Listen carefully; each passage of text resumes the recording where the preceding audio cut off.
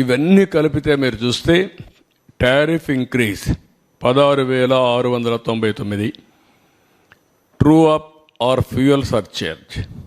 నాకు ఇవన్నీ కొత్త పదాలు అప్పట్లో లేవు. నేను ఉన్నప్పుడు నేను కరెంట్ ఛార్జ్ ఒకటే వేసేవాళ్ళం. ఇన్నోవేటివ్లో వచ్చారు వీళ్ళు, తెలివినంతా ఉపయోగించారు. అందుకే ఇక్కడికి వస్తే true up or fuel surcharge అన్నాడు, 5,886 కోట్లు వేశారు. ట్రూ అప్ ఛార్జెస్ అన్నారు, 3,977 కోట్లు వేశారు. ఎలక్ట్రిసిటీ డ్యూటీ 5,604 కోట్లు అయింది. ఒక యూనిట్కి ₹1 వేశారు. ఆ డబ్బులు ఎవరికి పోవాలి? ఎలక్ట్రిసిటీ డ్యూటీ యూటిలిటీకి పోవాలి. గవర్నమెంట్ తీసుకున్నారు. గవర్నమెంట్ ఇవ్వవలసినటువంటి టారిఫ్ వేరియేషన్ ఉంటుంది. అగ్రికల్చర్కు మేము గ్యారంటీ ఇస్తాం, అది గవర్నమెంట్ పే చేయాలి, అది పే చేయలేదు. గవర్నమెంట్ పే చేయాల్సింది పే చేయలేదు. ఎలక్ట్రిసిటీ డ్యూటీ వేసి ఇందులో ఆదాయం సంపాదించుకున్నాడు గవర్నమెంట్. మళ్ళీ అలాంటి వేరియేషన్ చేశారు. టోటల్గా వచ్చే కొందికి 32,166 కోట్లు అయింది. ఇందులో మీరు చూస్తే 8,180 కోట్లు ఒక్క డొమెస్టిక్ కన్జ్యూమర్స్ పైన పడింది. ఆవరేజ్ టారిఫ్ డొమెస్టిక్ కన్జ్యూమర్స్ మీరు చూస్తే ₹3.87 నుంచి ₹5.63 పెరిగింది. అంటే 45% డొమెస్టిక్ అంటే ఇంటికి వాడేవాళ్ళపైన కరెంట్ ఛార్జ్ పెరిగాయి. పూర్ కన్జ్యూమర్స్ ఎక్కువ సఫర్ అయ్యారు. పేదవాళ్ళ మీద భారం ఎక్కువ పడింది. అంటే 78-99% వాళ్ళ మీద పెరిగింది. ఇంకొక పక్కన మిడిల్ క్లాస్ చూసి 29% పెరిగింది.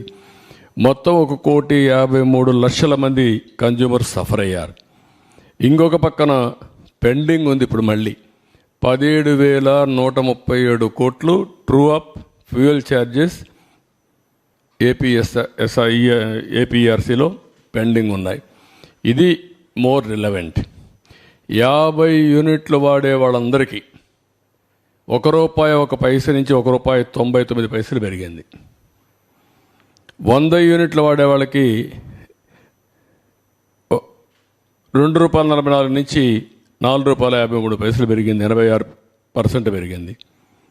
200 యూనిట్లు వాడేవాడికి ₹6.32 నుంచి ₹1,123 పెరిగింది. 78% పెరిగింది. 300 యూనిట్లు వాడేవాడికి 1,573 నుంచి 2,034 అంటే 29%. ఎప్పుడూ మాట్లాడుతూ ఉంటాడు పెత్తందారులని. ఈ పెత్తందారు చేసిన పనికి పేదవాడు చితికిపోయే పరిస్థితి వచ్చింది. పేదవాడి మీద భారం పడింది. పేదవాళ్ళు నడ్డి విరిచే పరిస్థితికి వచ్చాడు. అన్నింటికంటే ముఖ్యంగా 50 యూనిట్లు వాడిన వ్యక్తులపైన 98% పెంచారు. 100% భారం మోపారు. 95/2004 ఇప్పుడుండే పవర్ సెక్టర్ రిఫార్మ్స్ అన్నీ ఆ రోజు అమలు చేసిన power sector reforms. First state in the country to introduce power sector reforms 98లో అమలు చేశాం.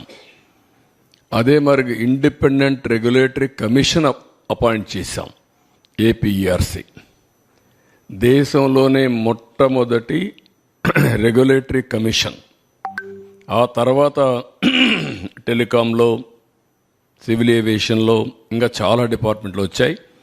దేశంలోనే రిఫార్మ్లో మొట్టమొదటి రెగ్యులేటరీ కమిషన్ పవర్ సెక్టర్లో వచ్చింది. అది కూడా మన ఆంధ్రప్రదేశ్లో వచ్చింది. ఈ రిఫార్మ్ ఫలితమే జనరేషన్ కంపెనీలు, ట్రాన్స్మిషన్ కంపెనీ, డిస్ట్రిబ్యూషన్ కంపెనీస్ ఒకప్పుడు 5 ఉండేటివి, ఇప్పుడు 3 ఉన్నాయి. కంబైన్డ్ ఆంధ్రప్రదేశ్లో 5 డిస్ట్రిబ్యూషన్ కంపెనీస్ ఉండేటివి. హైదరాబాద్, వరంగల్, తెలంగాణకి వెళ్ళిన తర్వాత ఉత్తరాంధ్ర, ఇక్కడ వచ్చే కొద్దిగా విజయవాడ, ఇక్కడ వచ్చే తిరుపతి. ఒకప్పుడు అనంతపురం ఉండేటివి. ఇన్ని 3 ఉన్నాయి. ఇప్పుడు 3 ఉన్నాయి. ఇప్పుడు ఇంకా నేను స్టడీ చేసుకుంటున్నాను, వల్ల సబ్జెక్ట్ని రీకలెక్ట్ చేసుకోవడం. ఇక్కడికి వచ్చేటప్పుడు ఎనర్జీ డెఫిషిట్ రెడ్యూస్ టు 1.5 2003-04 వచ్చాం. కంపేర్ టు 7.1% అట్ నేషనల్ లెవెల్లో ఉండేది. అంటే ఆల్మోస్ట్ ఆల్ పవర్ సర్ప్లస్కు 2003-04 రీచ్ అయ్యాం. అంత మునుపైతే హైదరాబాద్లో కమ్యూనిస్టులు ఇక్కడ ఉంటారు, 1-2 మీడియా వాళ్ళు, రాఘవరెడ్డి ఉండేవాళ్ళు. ఏప్రిల్ వస్తే అసెంబ్లీ బడ్జెట్ సమావేశాలు 40-45 రోజులు. 45 రోజులు ఆయన నల్గొండ నుంచి మొత్తం మనుషులు తీసుకొచ్చి ఏపీఎస్సీబీ ఖైరతాబాద్లో మెయిన్ రోడ్డు అక్కడ పెట్టేసేవారు. అసెంబ్లీ మొత్తం స్టాల్వ్ అయిపోయేది. ఆ రోజంతా చర్చ దానిపైనే ఉండేటివి. ఈ విధంగా సమ్మర్ వస్తే నేనైతే అసెంబ్లీ నుంచి ఒక 1 స్టేజ్లో 95లో నేరుగా హెలికాప్టర్ వేసుకుపోయి ఆ ఎండిపోయిన పంటలు చూసి మళ్ళీ వచ్చి అసెంబ్లీకి సమాధానం చెప్పిన రోజులు ఉన్నాయి. అలాంటి సందర్భాలు చాలా ఉన్నాయి. అక్కడి నుంచి 2003-4లో మనం ఇది చేసాం. ఒక మాటలో చెప్పాలంటే నా పవర్ పోయింది, కానీ పవర్ సెక్టర్ రిఫార్మ్స్ వల్ల దేశం బాగుపడింది. 2004లో మేజర్గా అందరూ నన్ను వ్యతిరేకించి ఆ రోజు అప్రతిష్ట పాలు చేస్తే గవర్నమెంట్ పోగొట్టుకున్నాం. కానీ ఒక తృప్తి, నేను చేసిన పవర్ సెక్టర్ రిఫార్మ్స్ శాశ్వతం, దేశం బాగుపడింది, మన రాష్ట్రం కూడా బాగుపడే పరిస్థితికి వచ్చింది. ట్రాన్స్మిషన్ లాసెస్ ఒకప్పుడు 35% చూపించేవాళ్ళు, అది కూడా 38% కూడా లేదు. నేను వచ్చిన తర్వాతనే ఎనర్జీ ఆడిటింగ్ పెట్టాం. రిఫార్మ్స్లో భాగంగా అవన్నీ స్ట్రీమ్ లైన్ చేశాం. అది 20%, 23% 2003-4 తీసుకొచ్చాం. మళ్ళీ రెండోసారి వచ్చినప్పుడు 7-8% తీసుకొచ్చాం. నేను ఎప్పుడు ప్రపంచం అంతా చూసి 2-3% రావాలని చెప్పేవాడిని. ఆ విధంగా మొత్తం ట్రాన్స్మిషన్ లాసెస్ కానీ డిస్ట్రిబ్యూషన్ లాసెస్ కానీ పెద్దగా తగ్గించాం. నెక్స్ట్